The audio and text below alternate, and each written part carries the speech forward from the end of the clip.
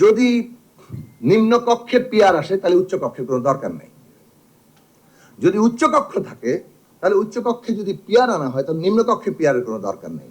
আমাদেরকে সবকিছু আগে করে ফেলতে হবে এবং সবকিছু আগে করে ফেলার মধ্য দিয়ে জনগণকে বাইপাস করার যে চেষ্টাটা হচ্ছে সেইটা দৃষ্টান্ত হিসাবে খুব খারাপ হবে। যেহেতু 106-এর মধ্য দিয়ে বিশেষ পরিস্থিতির কারণে ডক্ট্রিন অফ নেসেসিটি এই সরকার গঠিত হয়েছে, আবারও আদালতের পরামর্শ যাওয়া যেতে পারে, অথবা আদালতের পরামর্শ আবারও না নিয়ে একই অর্ডারে যে ক্ষমতায় এই সরকার তৈরি হচ্ছে সেই সরকারই এই 106-এর ধারাবাহিকতায় তারা এই গণভোটের সিদ্ধান্তে জায়গায় যেতে পারেন এবং আরেকটা কাজ করতে পারেন, আইনি বাধ্যবাধকতার জায়গা ঘোষণা দিতে পারেন। জুলাই সনদ বাস্তবায়ন হবে, যারাই ক্ষমতায় যাবে আগামী দিনে সংসদ ক্ষমতায় যাওয়ার বাদ দিলাম, আগামী জনপ্রতিনিধিরা এই জুলাই সনদ বাস্তবায়ন করতে তারা বাধ্য থাকবেন। 3 নম্বর বিষয় হচ্ছে যেটা অনেক সময় আলোচনায় আমরা পরিষ্কার করে সামনে আনতে পারি না, আমরা আমাদের দিক থেকে বারবার এই প্রশ্নটা তুলেছি যে কেবল সংশোধনী, আরেক দল গণপরিষদ, এই যে জায়গা আছে, এই পার্থক্যের জায়গা আছে। গণপরিষদ মানে একটা নতুন সংবিধান করার এখতিয়ার, এই বিষয়ে কোনো ঐকমত্য নাই, সংস্কারে ঐকমত্য আছে। অন্যদিকে সংস্কার যদি কেবল সংশোধনী আকারে হাজির হয় তাহলে এই সংবিধানের আলোকে, এই সংবিধানের ধারাবাহিকতা ওই সংস্কারগুলো সঙ্গতিপূর্ণ করে না সুপ্রিম কোর্টের ইন্টারভেন করার ক্ষমতা থাকে। কিন্তু যদি একইভাবে যেমন এর আইনি বাধ্যবাধকতা, গণভোট এবং যদি অন্তর্বর্তী সরকার এই ঘোষণা দেন আগামী পার্লামেন্টের দুটো ক্ষমতা হবে, একটা হচ্ছে মৌলিক সংস্কারের ক্ষমতা যে জনগণ এই পার্লামেন্টকে দিচ্ছে, আর একটা হচ্ছে 5 বছর রাষ্ট্র পরিচালনার ক্ষমতা।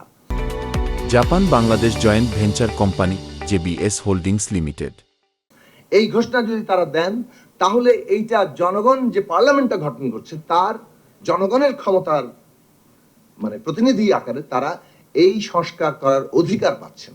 ফলে এই সংস্কারকে আর আদালত চ্যালেঞ্জ করতে পারবে না, অন্তত যুক্তিসঙ্গতভাবে। ক্ষমতা দিয়ে অনেক কিছুই করা যায়, সেটা আলাদা আলোচনা। তর্কগুলো শুরু হয়েছে বিএনপি তো কোনো বদল চেঞ্জ করবে না, বিএনপি ক্ষমতায় যাবে কিন্তু বিএনপি বিচার সংস্কার করবে না, এরকম একটা ধারণা তৈরি করা হয়েছে। এরকম একটা ধারণা থেকে পুরো আলোচনাটা চলছে।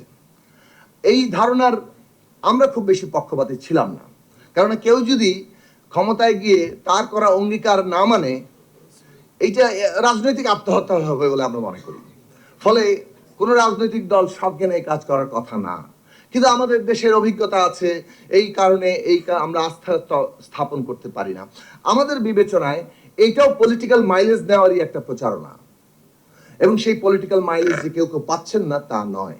আমি শেষ করব এইটা বলে যে এই যে পলিটিক্যাল মাইলেজ নেওয়ার অনেকগুলো চেষ্টা চলছে, একদিকে এটা কেউ করবে না, কাজেই আমাদেরকে সবকিছু আগে করে ফেলতে হবে এবং সবকিছু আগে করে ফেলার মধ্য দিয়ে জনগণকে বাইপাস করার যে চেষ্টাটা হচ্ছে সেইটা দৃষ্টান্ত হিসাবে খুব খারাপ হবে এবং ভবিষ্যতে এটাকে বাতিল করে দেওয়ার, কেননা মনে হবে যে এটা সামরিক ফরমান কায়দায় এই সংবিধান বদলানো হয়েছে, এটাকে বাতিল করে দেওয়ার যুক্তি সৃষ্টি হবে। সুতরাং রাজনৈতিক মাইলেজ, রাজনৈতিকভাবে আমি জনগণকে আমার পক্ষে আনা, আমার ভোট ব্যাংক বাড়ানো, আমি একটা অন্যকে খাটো করানো, অন্যকেও সংস্কার বিরোধী, বিচার বিরোধী, এইরকম একটা জায়গা তৈরি করা, এই ধরনের প্রচারণা করে আমরা বিপদে যাতে না পড়ি। সর্বশেষ আরেকটা বিষয়ে কথা বলি, যদি নিম্ন কক্ষে পিয়ার আসে তাহলে উচ্চ কক্ষের কোনো দরকার নেই। যদি উচ্চ কক্ষ থাকে তাহলে উচ্চ কক্ষে যদি পিয়ার আনা হয় তাহলে নিম্ন কক্ষে পিয়ারের কোনো দরকার নেই। ফলে যারা উচ্চ কক্ষ মেনে নিয়ে এসে আবার নিম্ন কক্ষে পিয়ার চাইছেন তারা আসলে পুরো জিনিসটারই একটা বোঝাপড়ার মধ্যে যথেষ্ট জায়গা নেই। অন্যদিকে এইরকম একটা ধারণা প্রচলিত আছে যদি উচ্চ কক্ষে পিয়ার দেওয়া হয় তাহলে আবার নিম্ন কক্ষে পিয়ারের প্রশ্ন আসবে।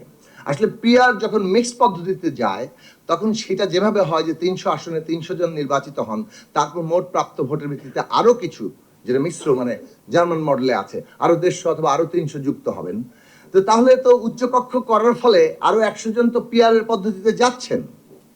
কাজে এই দুটো জিনিসে খুব বড় নেই। আমরা মনে করি যে নিম্নকক্ষে পিয়ারের কোনো বাস্তবতা নেই, উচ্চকক্ষে পিয়ারের ব্যাপারে আমরা আরো আলোচনা করতে পারি এবং একটা ঐকমত্যের জায়গায় যেতে পারি। আগামী দিনে এইসব প্রশ্নে সবাই যদি আমরা একটা জায়গায় আসতে পারি, নির্বাচন উত্তরণ ঘটিয়ে একটা গণতান্ত্রিক উত্তরণ হয়তো আমরা খুব দ্রুত করতে পারবো। ধন্যবাদ সবাই।